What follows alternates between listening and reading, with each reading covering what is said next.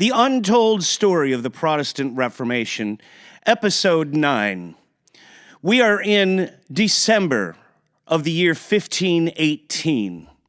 And this is a pivotal moment in the Protestant Reformation because it seems that Martin Luther and his co-professors at Wittenberg, as well as Frederick the Wise, will change their strategy from trying to reform the church to just burning it down. Martin Luther will publish a manuscript calling the Pope the Antichrist. Martin Luther's co-professor, Andreas Karlstadt, will follow suit. He will team up with Wittenberg's artist, Lucas Cranach, to create a wood-carved piece by Cranach called Karlstadt's Wagon. These wood-carved images can be pressed into other wooden tablets to mass-produce the art. And these pieces go down in history, art history, for being the first visual pieces of propaganda ever used. It was originally made in Latin and later then made in German. Now, if you can't tell from this image, the image is two wagons, one going to heaven, one going to hell, and that the Pope is in the wagon going to hell. You can read all about this piece online. Just look up Karlstadt's Wagon, and there's criticisms and critiques about this image, but they all say the intricate detail that was put into this image says a lot of what was the motivation. As a side note, I did talk a little bit about Lucas Cranach in a previous episode. I will just let you know that many of the portrait images that I'm using for this series, such as Martin Luther and Frederick the Wise and Jacob Fugger, those were all paintings of Lucas Cranach. Anyway, when they create this image, it really strikes a chord. As I said, they would have it translated into German, and later on, these wood-carved images would become a central theme as far as the propaganda campaign is concerned in the Protestant Reformation. I will show one done by Cranach, the artist, and Melanchthon, which is probably more popular than Cranach's Wagon, but that doesn't come along until 1521. And please understand that when I use the term propaganda campaign, that is not my own opinion. Historians note that the Protestant Reformation propaganda campaign marks the very first propaganda campaign in history because of the invention of the printing press and a similar technology used to duplicate images such as Cranach's Wagon. And this image that they created, this Karlstadt's Wagon, marks the beginning of the propaganda campaign, which will continue on until 1525. But always keep in the back of your mind that the propaganda campaign has a financial backer, and that is Frederick the Wise. Remember, when you sell books, no one makes any money except the bookseller. When you sell pieces of art that are mass-produced, it's the same deal. Frederick the Wise has the money to mass-produce images such as Karlstadt's Wagon. Like any other conspiracy or controversy, you have to follow the money. Where is the money coming from?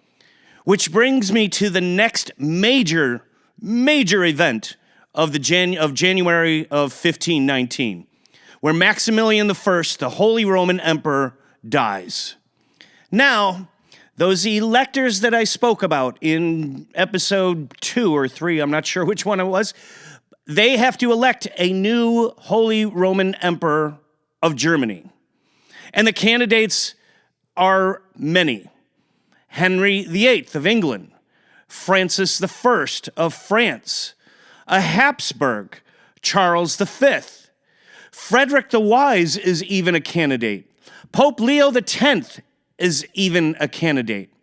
What this does to the political landscape in the Protestant Reformation is it puts everything on hold. Hold from a leader's perspective. The Pope is not going to go after Martin Luther because either the Pope or Frederick the Wise could be elected as the next Holy Roman Emperor. Although it doesn't stop Martin Luther and his co-professors, his co-conspirators, from still printing anti-papacy or anti-Catholic manuscripts. And the strange occurrence about the timing is that the election will be held the same time as the Leipzig debate between Eck, Karlstadt, and Luther. The election will overshadow the Leipzig debate. So let's fast forward now to June of 1519. The election will take place in Frankfurt, Germany, at the end of June. The election is so hyped up that Jacob Fugger hires an army to surround Frankfurt. There's also skirmishes going on between France and Germany along the border because the two major candidates that it has come down to is Francis I, King of France, and Charles V, a Habsburg, the grandson of Maximilian I. And there is nothing democratic about these elections. It is all done in bribes. Whoever has the highest bid will gain the throne. And the amount of money that is spent on the bribes is an ungodly amount. It was said that Albrecht of Mainz changed his mind 6 times because Francis I kept upping the ante. On the Habsburg side, if you've been watching this series, I probably don't need to tell you who was the major financer for the Habsburgs, Jacob Fugger.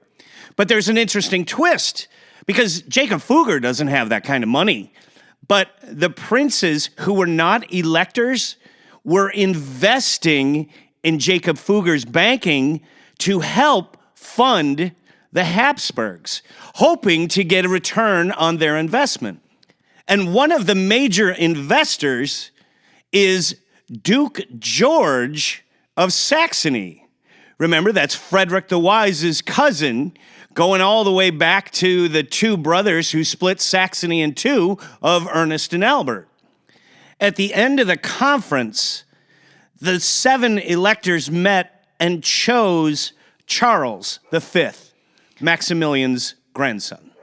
And a side story that I'll tell you about the conclusion of this conference or election is that it was said that the 7 electors stood before the altar at Frankfurt Cathedral to swear before God that they were not bribed, which really doesn't sit well with me because, 3 of those electors were bishops. I know Frederick the Wise is in there, but the whole thing just reeks of just corruption. What you need to take away from the election of the summer of 1519 is how catastrophic that election becomes for the German economy as well as the European economy.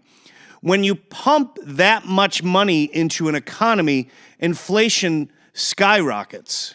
What's also hurting is the new money from the New World of the Mexican mines and the gold coming into Europe. These two critical factors send the German as well as the European economy into a tailspin. Naturally, the price of goods and services increases, while the dukes, princes, and magistrates increase their taxes. This creates turmoil and angst among the middle and lower classes, the peasant class, which will be culminated in the Peasants' War of 1525. While these prices are increasing and taxes are going up, there's a propaganda campaign harnessing all this anger and emotion and pointing it at the Catholic Church as an outlet. It's their fault that your life has gotten worse, and not the princes and dukes who are raising your taxes. Keep this in mind when we move forward into the 1520s and discuss things like the Knights' Revolt and the Peasants' War of 1524 and 25. In the next lecture, I will discuss the Leipzig debate between Johann Eck, Andreas Karlstadt, and Martin Luther. Thank you for watching.